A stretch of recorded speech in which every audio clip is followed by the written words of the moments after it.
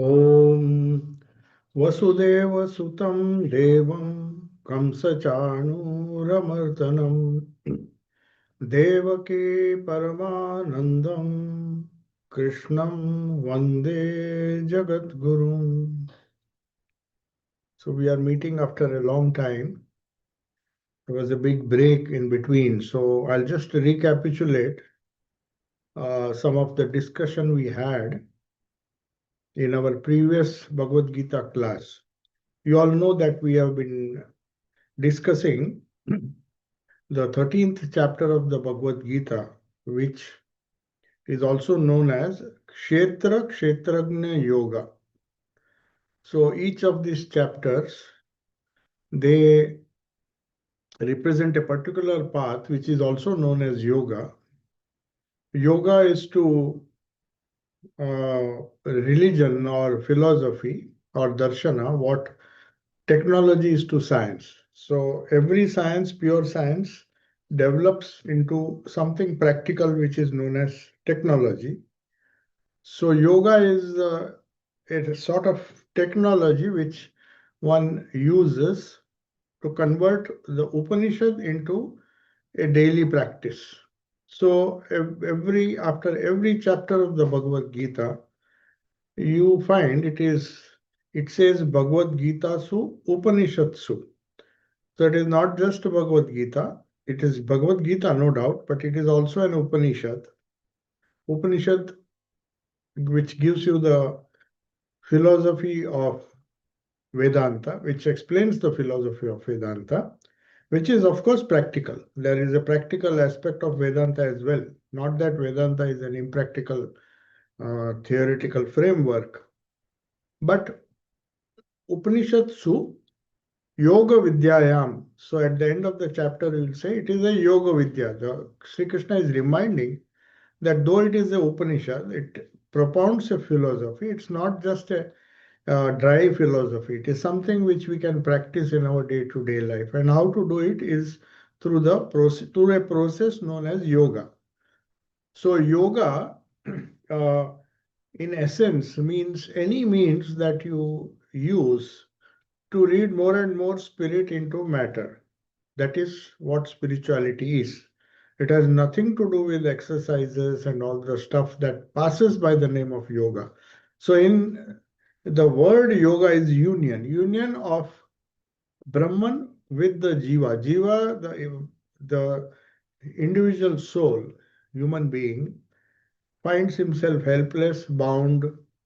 So it seeks freedom, it seeks salvation, and it worships a god or Ishvara or some great eternal principle which is known as Brahman in Vedanta, but here it is known as Kshetrajna. Kshetrajna and Kshetra is nothing but Purusha and Prakriti. So Prakriti means all that we see around us, and Jiva is included in that, our egos, our body, our mind, everything that is tangible to the senses, is part of Kshetra, field. Kshetra means field. And the knower of the field. So the knower of the field cannot be the field itself. So the subject cannot be the object. Subject has always to be eternally separate from the object. And here, according to Vedanta, the body itself is an object. That is why we say my body. So I see my body just as I see other bodies, I see other objects in the world. So which is all Kshetra or Prakriti. In Sankhya, Sri Krishna uses the word Prakriti. Prakriti means that which changes the whole of nature with the three gunas. So we discussed that. So what is the relationship between Kshetra and Kshetrajna? Kshetrajna means one who knows. The subject which knows the object. So subject cannot be an object. So my body is a subject, or my body is an object, but the deeper self, is the subject, is an eternal subject. It doesn't change. It is a changeless subject, witnessing all the changes that are taking place in the body, in the mind, in thoughts, in the world that we see around us. So everywhere you find change, which is the field. the field of study. And Kshetrajna is something which is observing all this. So at the individual level, we call it Jiva, and the yoga is a technique by which Jiva becomes one with Shiva, Shiva or the Supreme Being, or you may call it Brahman, or you may call it Purusha in Sankhya. There are various ways. In yoga, it is known as Purusha. In the philosophy of Vedanta, it is known as Brahman. So now, separating of this Kshetra and the Kshetrajna, so observer observes the field, Kshetra. That is why he is known as Kshetrajna. Jna means one who knows. One who knows separate is definitely separate from what is known. The object is known, and one who knows it is eternally separate. They cannot be mixed. As a result of mixing both, ignorance comes into our life. We miss or we mix the Kshetrajna with the Kshetra. And yoga, in fact, is separation of this Kshetra and Kshetrajna. So this is known as Kshetra Kshetrajna Yoga. So this is one way of becoming free or uniting yourself with Brahman or the highest reality or God and separating yourself from the changing universe, the Kshetra. So 30 verse number 30 we had discussed last time is the relationship. What is the relationship between the two? There is this Kshetra, there is this Kshetrajna, the observer, whether it is an individual observer or the Supreme Brahman, which is the sum total of all the jivas, is Brahman, the pure consciousness that experiences the body, experiences one's own mind, experiences the world outside, experiences people outside, inanimate, animate objects, everything that is experienced, there is an experiencer within, which is one with the eternal Purusha or eternal Brahman. So that process in which we realize ourselves as spirit or pure consciousness and not matter alone, which is of a changing nature, is known as spirituality. So how to separate them? So first you have to know the relationship. If you know about some relationship, then there is a chance that the relationship can be broken. So to break that relationship, you should know how the Kshetra is connected to Kshetrajna. So that's why they say, Yata Bhuta Pritak Bhavam Ekastham Anupashyati Tatah Eva Cha Vistaram Brahma Sama Sampadyate Tada. So this is what we discussed. I'm recapitulating because the next four verses will teach us how to do it. Now, this is what is the separation? What is the relationship? If we know, then you know how to break that relationship. Because without breaking, we is the result.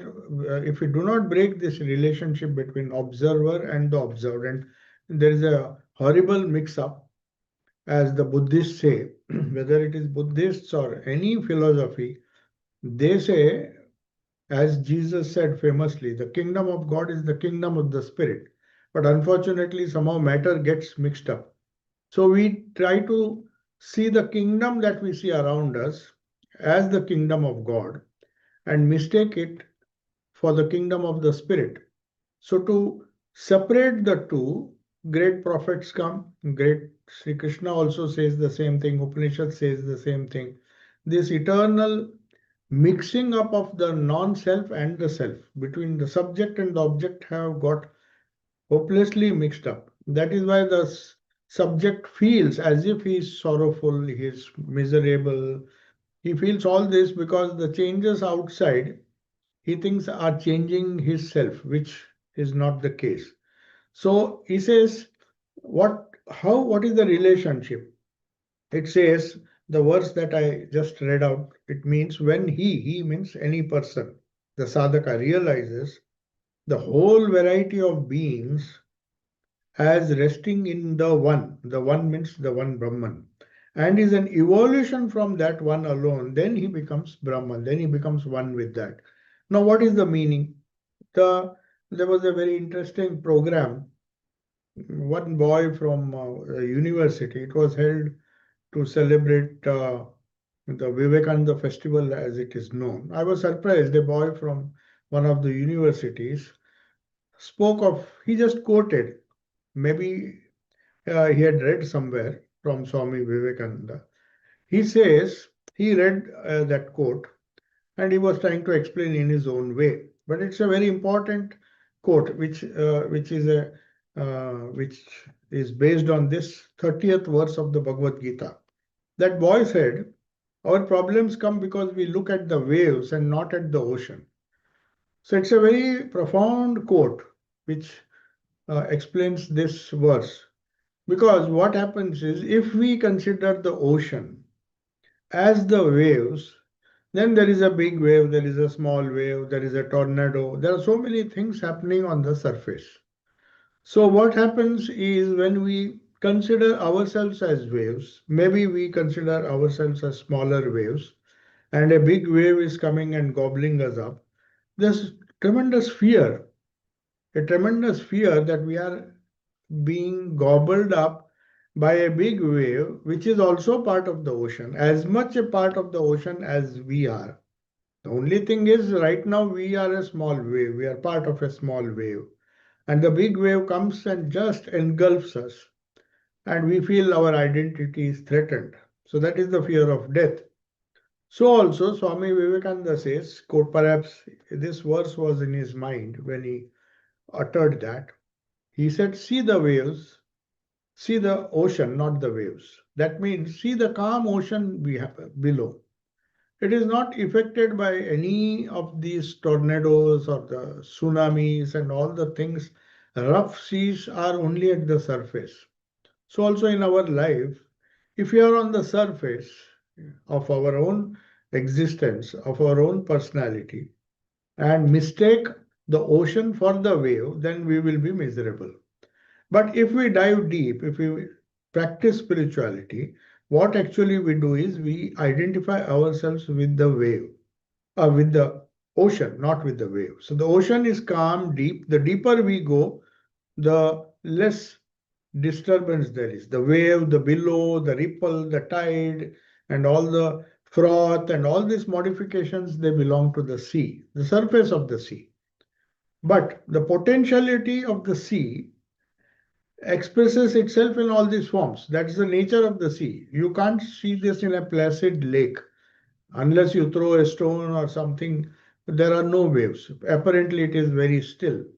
But the very nature of the ocean, the potential nature of the ocean to uh, give out these waves, the big waves, the ripple, tide, and so many things are happening on the surface.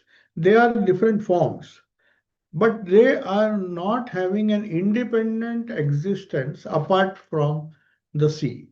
You cannot separate them. You can't say, you may say the wave belongs to the sea, but wave is not part of the sea, you can't say.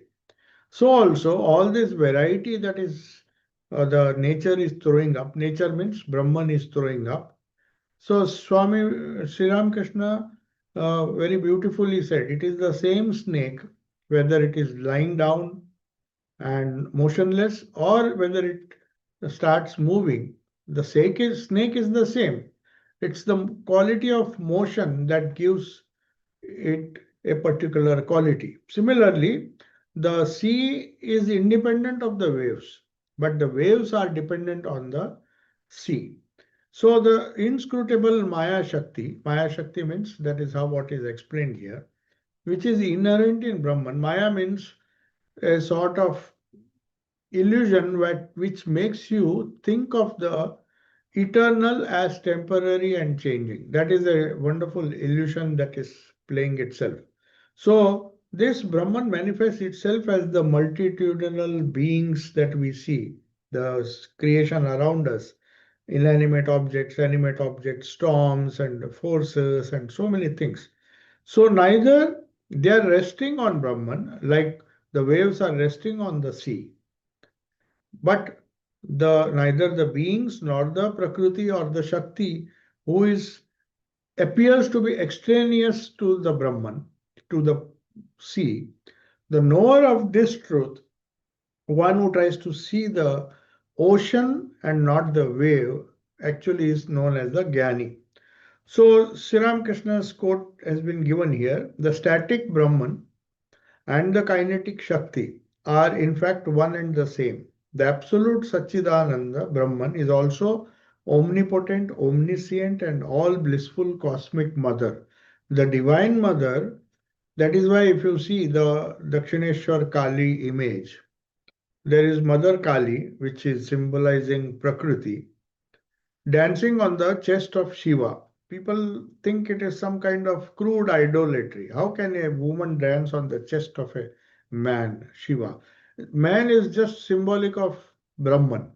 So the infinite sea is the basis of the changing Prakriti, or the waves and the different small and big waves that you see on the surface is the Prakriti. So one has to see, one has to realize that all these things, not that Shakti is false, waves are not false, they are temporary. But once the waves collapse or once they become one with the ocean, they are part of the ocean. So this Maya Shakti, or this illusory power which we see manifested itself, which is part of Brahman. It's not something separate. So Brahman and Shakti are the same. Now, the question naturally, Arjuna, it is in Arjuna's mind, the question arises, if by some means we try to see the change the Prakriti in the different activities of Prakriti merged in Brahman, how does it benefit us? Do they really affect Brahman? Does Brahman change? So, just to remove this doubt that Brahman is self sufficient, nothing ever happens to the ocean, no matter how big the tide or how big the wave. The waves can change. They can create an impression that something serious is happening to the ocean, but compared to the deep ocean, they are just ripples on the surface. So, to convince that the fact that Brahman or the supreme reality is self-sufficient. It is our problem is only with our little egos and the little self. When you take the supreme self into consideration, in that there is absolute rest. There is a total rest. That is why that is the goal of all religion. The goal of all religions is the same, whether you call it salvation, whether you call it moksha, mukti, freedom, or realizing the kingdom of heaven, whichever language, the language may change. But the idea is the same, that the only rest we will find is in the changeless reality, which we call by the name of God or Spirit or whatever name you may ascribe to it. It is the basis of our very being. And the sooner we realize that, so, but there is a doubt whether this changing reality will bring about any change in Brahman itself. So, to clear that, there are four verses in fact, 31, 32, 33, and 34. So, we'll be discussing this in this class and maybe in the next class. So, what are the different qualities? Anaditvat, Nirgunatvat, Paramatma ayam avyaya, Sharirasthopi kaunteya na karoti na lipyate. Having no beginning. Anaditvat means which does not anadi. Adi means beginning. Anadi means that which has no beginning. It is eternal. It is neither, it doesn't, you cannot say. You may say the creation has started now and creation will end, but that is one cycle. In Vedanta, we never say there is a eternal destruction or eternal creation. We have the idea of kalpa, kalpa, which was confirmed, or this idea. Nikola Tesla was a great physicist, and also he invented the alternating current. Nikola Tesla, when he was trying to find out the cause or the explanation behind this universe, this eternal interaction of force and matter. Being a scientist, he wanted the ultimate explanation. So he said, I see the idea of black holes and all, you will find in some universes are collapsing and apparently they're getting destroyed. But in some part of the infinite universe, you will find there are cyclical processes going on. In one cycle, in one place, certain stars are being destroyed and they merge into the black hole. In certain places, the Big Bang occurs and the creation starts and a fresh new universe. So this phenomena they were not able to explain. But Nikola Tesla, when he met Swami Vivekananda in America, in Chicago, he was very happy to learn that this universe moves in cycles. They have a beginning and end. Apparently, this universe has a beginning. You may say Big Bang or whatever it is, whatever scientific explanation one gives. It has a cyclic existence, but that is only in the Prakriti. So these different ocean, different waves are not part, they are part of the ocean, but they are not the ocean.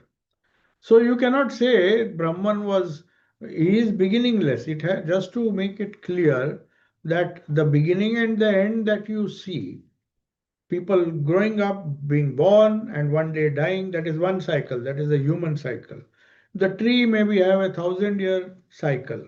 The tree is sprouts and the big tree grows, and then finally one day the tree has to, maybe after 1,000 years or 2,000 years, one day that will also be destroyed. So there are different cycles. Each of the jivas, they are passing through these eternal cycles, which explains the cyclical theory in Sankhya.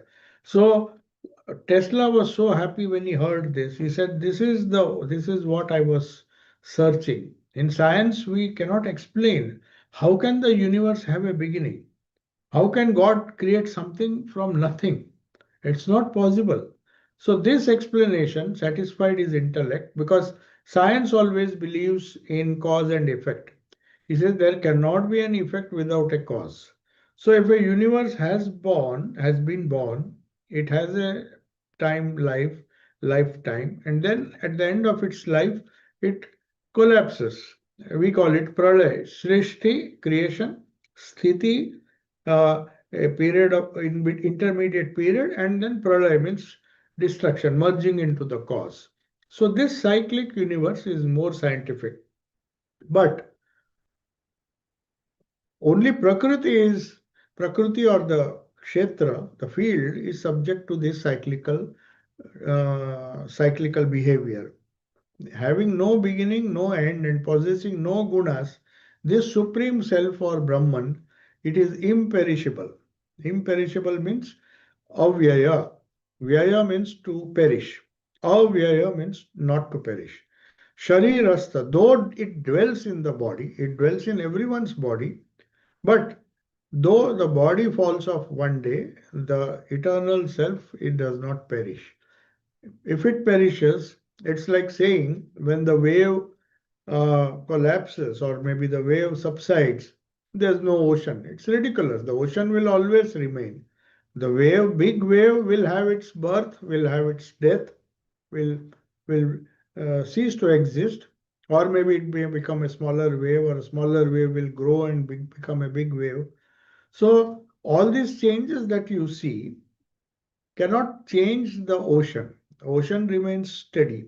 So though this Atma or the water of the ocean, though it is there in the wave, it is not destroyed. The wave is destroyed, but the water remains. It becomes one with. So this ocean example is so beautiful. Swami Vivekananda gave this example while trying to explain the eternity of creation, the Brahman or the God or the eternal quality that we ascribe to Brahman. It is imperishable, though dwelling in the body. You may feel out of ignorance that this Atman, which is within my body, when I die, it will die. That was Nachiketa's question when he asked Yama, what happens to me when I die? He wanted to know. It was a serious question because he knew everything is going to end with death. If everything is going to end with death, then why am I struggling so much to create many things and many gather so many things which ultimately have to leave behind.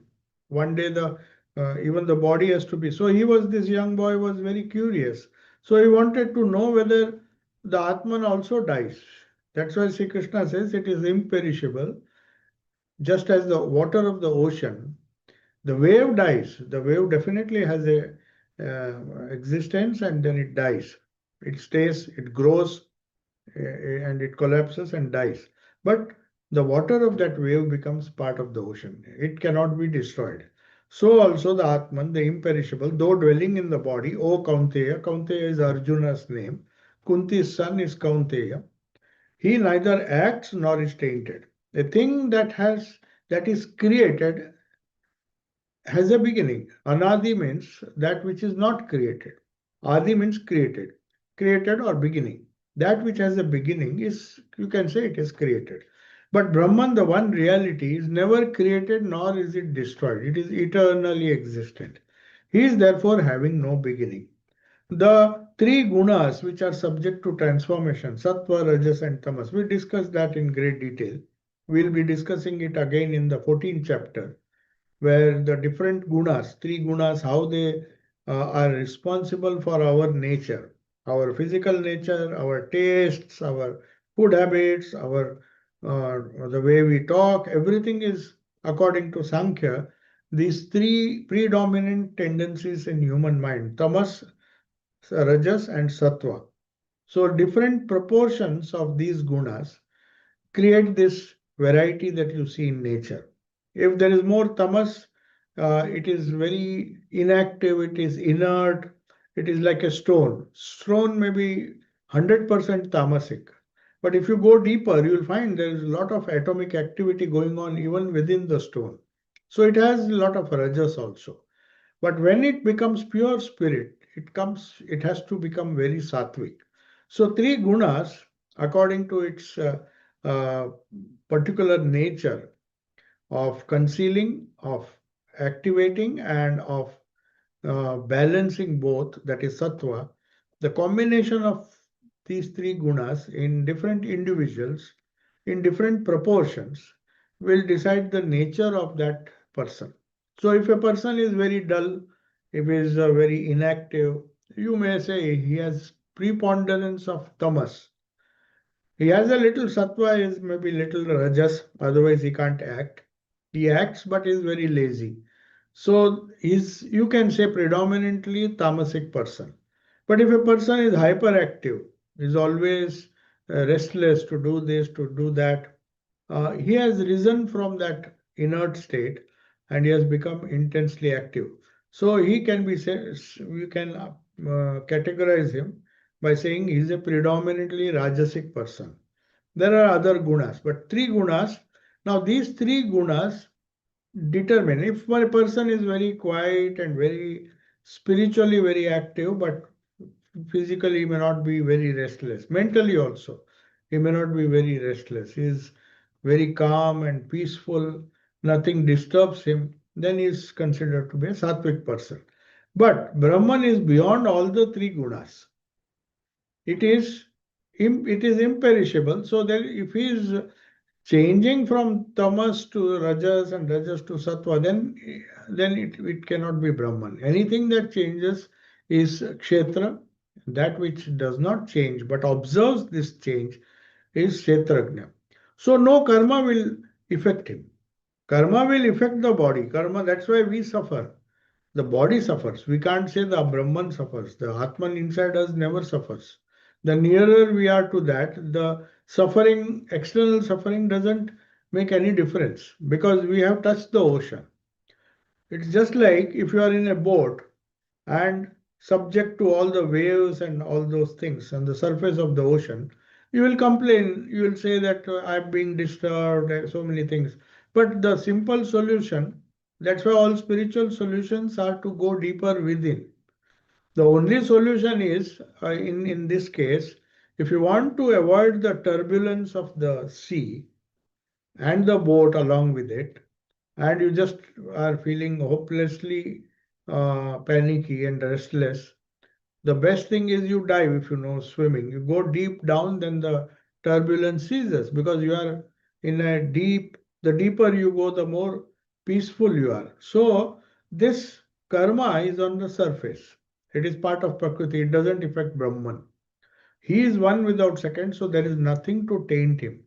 He is ever pure, ever peaceful, ever joyful. So destruction to which this Brahmagani's body is exposed does not affect. Whatever destruction, it's just one wave uh, collapsing and another wave will come in its place, will be born again. The karma taking place in his body is not his. While the surface of the sea is all activity, in its depth is all poise and peace. While the body of the Jnani is active, he is supremely above action. Means externally, like Krishna's life you see, he was very active. He was giving advice to Arjuna, he was in fact, driving his chariot. He was doing everything, but he was never disturbed. All the setbacks, whether it was Pandavas or Kauravas, so many people died on the battlefield. It, he was least affected. In fact, when his own clan was destroyed, the Yadava clan, he was just watching it. He said, what can I do? These foolish people are fighting each other. The cousins are fighting each other and they're killing them. What can I do? Because he was established in Brahman. So, Sri Krishna gives a beautiful example. He says, what are the characteristics of Brahman? Does he have characteristics? He is untarnished by the gunas, the three gunas, the restless, what results in our different natures. There is no action or movement in him. The question of going or coming, living or dying does not arise in his case. He is stationary like the Mount Meru. These are Sri Ramakrishna's words in the Gospel. Now, Brahman's actionlessness and taintlessness are further defined. Sri Krishna is not happy. He wants to convince him that the goal that you have set for yourself to attain salvation or to attain moksha or attain mukti is not an unrealistic goal. It is very practical. If you want peace, if you want peace, Holy Mother puts it in a very practical way. We think it is a very simple advice, but she explains the same philosophy which Krishna is going to explain in a simple word. He said, pointing to a woman who came to her with a disturbed mind, with so much of restlessness. So she gave the only way to peace, which is mentioned here. She says, if you if you want peace of mind, don't see others' faults. Because if you constantly see and compare yourself. If the small wave always compares itself with a big wave, or a big wave says, ignores or makes fun of the small wave that I'm going to gobble you up, then you will always remain at the surface. So if you see faults in other people, in fact, you are still at the surface. You have not gone deeper, because deeper within, who is to blame and whom can you praise? You can't praise anyone. One day the big wave also, no matter how big it is, it will be part of the ocean. So the little wave can console itself, says, just as I am part of the ocean. It, so this comparing and seeing faults can be dangerous. There's a very funny story in Gospel. A frog, compare that frog, maybe frog is a small wave in the ocean, and there was a big elephant. So every time that elephant went, it was threatening. If he had just put his foot on the frog's, he had made a small home for himself in the mud. So he was always afraid. One day, Sri Ramakrishna is just giving this example to show how ego can make a person create an illusion that is powerful. So he was saying that with respect to rich people, who take pride in their wealth. So this frog of all other creatures, such a puny little frog, every day was trembling. And that day, some man passed by and a coin fell, 1 rupee coin. It fell near its hole. So the frog was so happy because for him it was a huge amount. And then that Sri Ramakrishna says how money begets ego. So that frog came out of the well. All these days he was shivering with fear. One coin was enough. He comes out holding that coin in the mouth and challenges the elephant. So so much pride came, and he came out and started shouting at the elephant, I am not afraid of you. Not knowing that if he just steps on his body, he'll be crushed. But that coin made him so egotistic. So similarly, the if we start finding faults or trying to compare ourselves with other people, we will always remain at the surface. And the nearer you are to Brahman, this taint and gunas and all will not change us. We will be always seeing the ocean and not the wave. So to see the ocean and not the wave is spirituality. That is, in fact, the essence. When we meditate within, we meditate, try to go deep and try to touch that ocean that is Brahman, which we have concretized as our Ishta. Because we cannot conceive of an infinite Brahman, we try to imagine that our Ishta that Brahman has become the Ishta for our sake. So the more deeper we go, all the differences, the faults that we see, the faults others see, all the criticisms. So Mother says, if you want peace of mind, don't see others' fault. Though it appears to be a simple advice, it is rooted in this philosophy. So in verse 32, he says, Yatha sarvagatam saukshmyat akasham nopalipyate sarvatra sarvatravastito dehe tathatma nopalipyate. So the meaning is the whole sky, akasha or the space by is not tainted by anything. Anything may happen in space, but you can't blame space for that. That space can be utilized for some good things, some evil things also may happen, but it does not affect the sky. Akasha means the space. It doesn't mean the sky, it means the whole space. So there are so many good things and bad things happening in this whole space on this earth. So also he says, just as the sky is or the akasha is not tainted by the changes that the universe is experiencing within that space. Similarly, the self seated in the body everywhere, I mean, he's saying everywhere, not in just my body. If you say that the self is my and your self is separate, then there is this problem. Then we start finding faults. If that same self is seen, then you don't see, or even if you see the faults, you see at the ocean, you look at the ocean, not at the wave. So that is how one can avoid. One will definitely see difference as long as we have a body, as long as we have a mind. You will try to compare yourself with others. But if you ignore that, and focus on the ocean behind that evil or the good person and not just categorize them.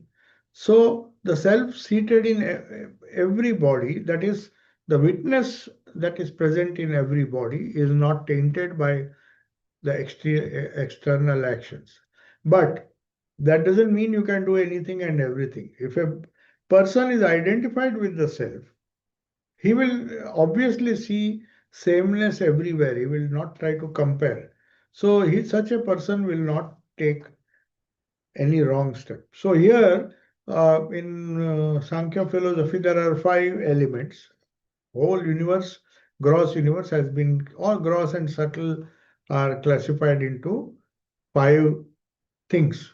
For example, we in physics, we say either it is matter or force. Force, that which uh, changes matter or pushes matter or is responsible for the movement of the matter.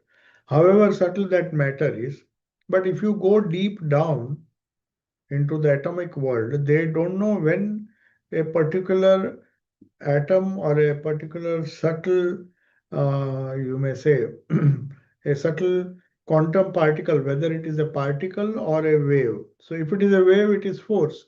So they find that it becomes so complex. So they call the reality that you see outside, even material reality, even when they go deep into the atomic world, they don't use the word reality. They say we doubt what matter really is, because they are very truthful in their pursuit of science.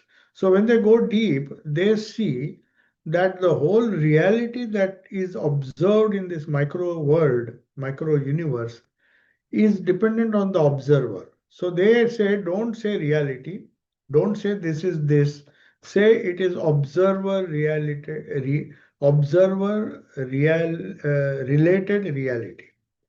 It is. It depends on the self. Without the self, I can't see anything. I mean, the Kshetrajna, one who knows the self, which knows the whole existence, as small, as big, as he has to see himself and other beings, the self behind them. So there is nothing subtler than that self, that Atman. So he being the subtler of the subtlest, there is nothing more to uh, discriminate. At that level, we are all one. At the level of the ocean, we are all one. So, irrespective of the big wave, small wave, they are only at the surface. So, Jnana, good and evil, Dharma, Sri Ramakrishna says, they have nothing to do with Brahman. Those rules are made if we consider ourselves part of Prakriti. If we think we are part of this world, which is ever changing, we need some guidelines to guide us. We need the police to catch the thieves. We need police to catch the thieves. We need a military to protect our borders. That is when you have not identified. At that level, there is no need for good or bad to distinguish, because everything has the same basis. But that doesn't happen. That happens only if you dive deep. That is why Jesus Christ, when the people crucified him, he was forgiving his own people who crucified him. He said they don't know what they are doing. They are trying to destroy the body and they think they are destroying the spirit within me. And he was laughing all the way, even when he was, for people, it is a terrible event. And we think, how could people uh, be so unjust and treat him like that and crucify him? But for him, he was till the end not bothered, because he was seeing the ocean, he was not seeing the wave. So waves come and go. Dharma and adharma, dualities do not gain access to one who has realized that he is the spirit. He is beyond them and unaffected them. And further, Krishna says, the verse 33, Yatha prakashayati ekah कृत्स्नम लोकम इमं रविः क्षेत्रम क्षेत्री तथा कृत्स्नम prakashayati bharata. So just as sun does not distinguish, it shines upon the good people or the bad people, it illumines the whole world. It doesn't make any difference for the sun. It's not that it will help only the good people. It is neutral. So also the Lord of Kshetra, that is Kshetrajna, that is Kshetrajna, illumines the whole Kshetra. So the consciousness, one who knows the field, he illumines the field in a very neutral way. He just observes. The sun illumines the world is one without a second. The sun, of course, it's only one sun for us, for this universe. Even so, the Paramatma is just symbolic. The Supreme Soul gives light to everyone, great, small, low, that these differences are for us. It is the same consciousness percolating through these different people of different grades. So the sunlight falls equally on all things, the merits and demerits of the people who are enjoying the sunlight. Under the same sunlight, one is committing a crime. Under the same sunlight, somebody is helping others. So dharma and adharma, bad action, good action, it, it does not affect the sun at all. The sun doesn't say, I'll not give light to the evildoer. Those are at the gross level. At the subtle level, the more subtle you go, the differences cease. The more deeper you go, there is no wave in the uh, depth of the ocean. So the purity of heart, when you say a person is more spiritual if he is more pure, because he doesn't see, is not tainted by any impurity. That shows that the deeper you go, the lesser you see differences. So that is why Holy Mother, when somebody criticized her or somebody blamed her, see, you can't see faults. You don't scold this person, you don't scold that person. She says, because I can't see, what can I do? I see their same manifestations. I see that these changes are on the surface. I am seeing the reality behind these people. So how can I blame one? It's just like asking a mother to be less, to be more, to be more affectionate towards one son or another son. Though it may happen in human beings, but a mother is expected to be kind to all, especially if when a person is suffering or is incapable or is less fit than the other child. So for the mother, all are good, whether one is good or even if the child turns out to be an evil person, the mother will somehow feel. So imagine the sun or the Brahman or the God will shine equally upon all. So it is like a luminous lamp. One may utilize that lamp for reading, other may use it for preparing false documents. That is what Gospel Sri Ramakrishna is saying. If you use the lamp for making false documents, or whether you use that light for holy books, it doesn't change the nature of the light. It is from Brahman, all of us are getting the power of understanding. The various uses which uh, different intellects use to do actions, that does not taint Brahman. That is the idea. So the conclusion is now, and we will try to end with this verse, then we can have some questions. If anybody who is online wants to ask questions, better start typing now. So I'll just read this verse and we'll take it to the next class. So if there are some questions, you please type, and based on what we discussed today. The last verse, 34th verse, not last, explaining how the deep sea is not affected by the rough surface of the sea. Kshetra kshetrajnayoreva ananta antaram jnana chakshushaha bhuta prakriti mokshancha ye vidur yanti te param. So this is the conclusion. Those who perceive, with all these examples, Krishna is trying to tell Arjuna, they who perceive with the eye of wisdom this distinction, first they should know, try to separate. Don't mistake the Kshetra for the Kshetrajna. All our problems, most of the problems, if you go deep into it, is because of this silly mistake. It starts with this mistake, but it doesn't have to end there. Our problems have a spiritual solution, means if we look more towards the Kshetrajna, we of course cannot ignore the Kshetra. We can't say these waves are false because we have still not dived deep. When you dive deep, you may not be subject to the waves. But as long as you want to float on the surface, you will be subject to all these ups and downs, these big waves coming and destroying you, small waves trying to struggle to survive. So, but those who perceive with the eye of wisdom, this distinction between Kshetra and Kshetrajna, distinction between the surface of the ocean and the deep ocean, and the deliverance of being from Prakriti, means there is a way where you can dive deep into the ocean and save yourself from this rough surface or the surface of the ocean. They go to the Supreme. Means first, so it is something like a doctor, if he wants to treat a patient, he has to first go deep into the root cause. He just can't prescribe a solution. So also in spirituality, Krishna says, I am trying to show you gradually, as a doctor would tell his patient. First, try to find the malady. Now, what is the reason for your problem? We are mistaking the ocean, the waves for the ocean.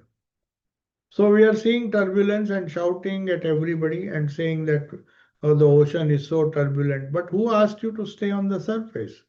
You just dive deep. So the solution can be given by the doctor.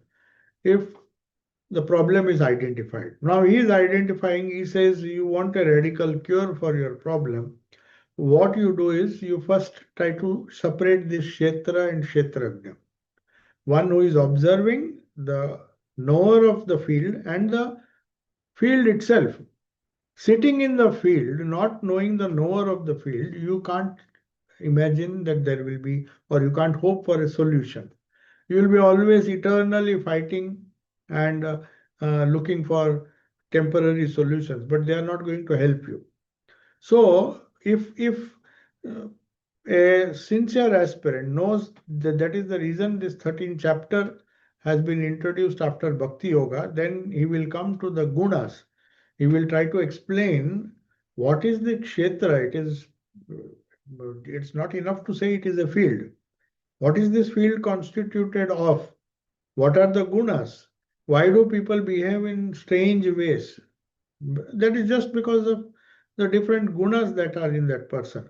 To understand that, like a doctor wants to understand the disease by going into the root cause, the distinction has to be understood very clearly. That is what Krishna is taking 4 verses, is trying to explain. And this whole chapter, in fact, is an effort to make that distinction, and so that you can separate these two. The more ignorant a person, the more worldly a person, all these things are getting mixed up. That is why he will just lose patience and say, oh, the spirituality is of no use. I have taken initiation, I have been initiated into a spirit. But have you practiced it? The idea is not just, oh, I have understood, I have read the Upanishads, I have done everything. But if you still remain on the surface, that is why Sri Ramakrishna used to say, doob, doob, doob, roop sagore, dive deep into the ocean. On the surface, you go on saying, shouting, I've taken initiation, I've done this, I've done that. It's not going to help, because you have to touch that consciousness, that spirit, now and then at least. We can't always go down. We have to come back to the surface, then maybe get disturbed for a while, then again dive deep. So, regular meditation, going deep into touching the depth of the ocean for some time at least in every day, that helps. So for the divine eye, he says, uh, Sri Krishna says, this deeper understanding is necessary. So no matter how much I explain to you, Krishna says, tells Arjuna, I am again and again asking you to practice something. That is why this is not just an Upanishad or a theory, it is a yoga. So you have to practice this. And if you practice intuitive knowledge, when you get that this is something which I see on the surface, I don't have to take it seriously. Same situation, two people will react differently. Some people will get upset because they have not practiced, or they have not even understood the difference between Kshetra and Kshetragya. So he says again and again, I am giving you this divine knowledge, this divine yoga of mine, where the dream and the delusion of this sense bound world can be transcended by going diving deep. This Prakriti appears and disappears on the substratum of Purusha. If you understand that, if you know that Kshetrajna will never be affected, then you will be at peace. So, Sri Krishna, I'll conclude with this, and this is the last verse, so we'll finish it today. Sri Krishna's beautiful quotation is given here. He says, but he knows the difficulty behind understanding this idea and practicing it. He says it is easy to say that the world is Maya, a delusion. But do you know the implication of this statement? Sri Krishna is asking. It's like burning the camphor which leaves no residue. You know, when you burn a camphor, other things will leave some kind of uh, residue, like charcoal. If you burn, there will be ashes. If you even burn a stick, there will be some residue. Some ashes will be left behind. But camphor is a something which you burn, there's nothing left. It is not like burning the fuel which leaves the ash behind. See how nicely Sri Ramakrishna explains. This statement, that is, the world is Maya, is like this. It should really vanish like camphor. If you burn camphor, it should vanish. But our sadhana is like burning wood. because it is incomplete. It is, though we burn everything, a little is left behind. The ashes are left behind. That is the, it's it's a problem. So Sri Ramakrishna says it's not like burning any fuel like wood. Here he means wood. Of course, other fuels also vanish, but he's giving camphor and wood as the fuel. True spiritual pursuit leads the sadhaka into samadhi, like burning of the camphor, in which Jagat and Jiva both are eliminated. All relative existences vanish, leaving behind Brahman, the Absolute. No ashes are left. So if we burn wood, so at least some ashes are there. So if we partially do sadhana, if we don't merge into Brahman, which is like burning camphor, you get rid of the whole delusion, then nothing is left, only Brahman, pure Brahman is left. And then finally he concludes, Iti Srimad Bhagavad Gita Su, in this Bhagavad Gita, which is an Upanishad, Upanishatsu, Brahma Vidyayam, it is definitely Brahma Vidya. It's not that it is mere theoretical knowledge. It is a Brahma Vidya, Yoga Shastre. But it is all at the same time, it is Yoga Shastra. It is something which can be practiced every day. Sri Krishna Arjuna Samvade, the conversation between Sri Krishna and his disciple Arjuna, Kshetra Kshetrajna Vibhaga Yogo. This is a yoga. This whole 34 verses of this chapter are nothing but using another method, the 14th method. First chapter is one method, is one yoga. Second chapter is Sankhya Yoga. Third chapter is Karma Yoga. Fourth chapter is Karma Yoga. Third is some name, I don't remember. Then we have Dhyana Yoga, sixth chapter. So each chapter is a path which leads to the same goal. So Brahma Vidyayam Yoga Shastre Sri Krishnarjuna Samvade Kshetra Kshetrajna Vibhaga Yogo Nama Trayodasho Dhyayam. It's 13th chapter is designated as this. So we have come to the end of the, yeah, what is the question? There was a question, YouTube. YouTube, okay. It says, Swamiji, do Huh. our gunas fluctuate during our lives, during our day, during different times of our lives? And what are they affected by? What are they? And what are they affected by? Okay, okay. Can we control them? Yes. So we'll discuss this. We will come to the chapter 14th. It's a very good question. I'll repeat for the benefit of those who are unable to hear. The question that has been asked on YouTube, that just as we saw, the three gunas affect every person, every being on this planet. So what disturbs the combination? That's a good question. What disturbs or what causes that in the first place? That is one question. Second part is? It says, the whole thing said, do our gunas fluctuate during our Fluctuating. lives? Okay. They are fluctuating because of what? Then?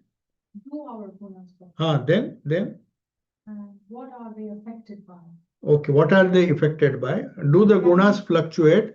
Yes, they fluctuate every second, every moment our gunas are changing. You take some good food, you'll observe. Sattvic food, the gunas will change immediately, at least the body gunas. Mind can change because of ambience. If you go to a holy place, immediately your mind becomes calm. So they fluctuate. And what are they affected by? That is the second part of the question.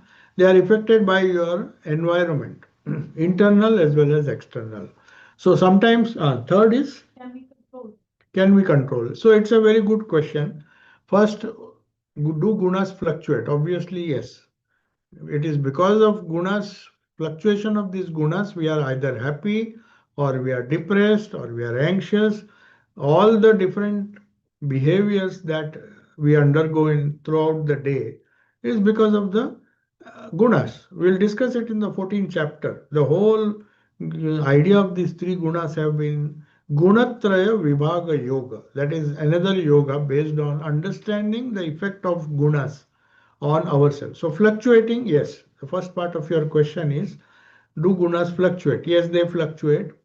Now, why do they fluctuate? What causes the fluctuation? Obviously, it is satsang. Satsang or dussang, that is evil company. If there is evil company, obviously the gunas will gravitate towards tamas or rajas.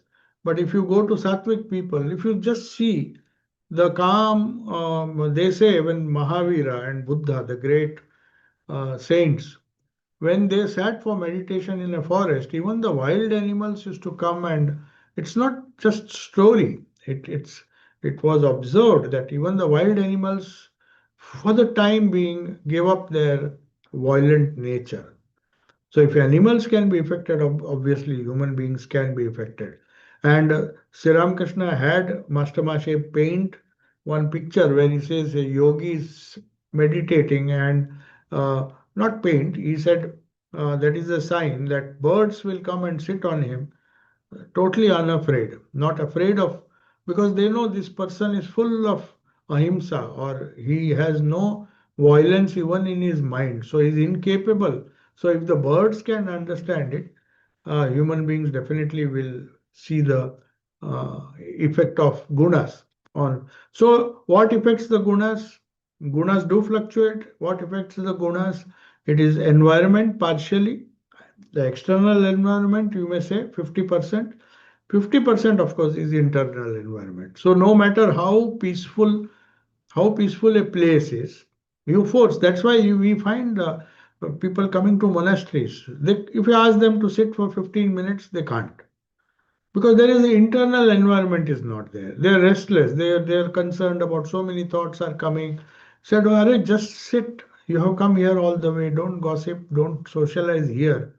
Come, and so many times we have to uh, tell people this is a place where you get a chance, either speak good things, learn good things, or just if you can't even read or do something, just sit quietly, because this is a place where you have come to get something from the environment, so that this fluctuation stops. If by coming here the fluctuation increases for whatever reason, because you bring all the disturbed gunas here, the disturbance of the gunas you bring here, then you contribute towards making the environment and other people are definitely affected. So that causes fluctuation. So you need to know what is the environment where your fluctuations become calm and placid. You have to identify yourself. That is external. Internal is try to reduce it by doing spiritual practices. Reduce the internal, because that is more important. No matter how quiet a place is, if internally there is disturbance, then the gunas will change. Second and third is third part. Can we control them? Can we control them? Yeah, obviously. To control them, Sri Ramakrishna has given the solution. We'll discuss it in some on some other day. That's why he insists on ekantvas or nirjanvas. When you are in solitude, at least, at least you are not uh, susceptible to the people around you. So he says now and then, even good people or any person who is serious about uh, the control of these gunas and getting some kind of peace has to go away from nirjanvas, means solitude.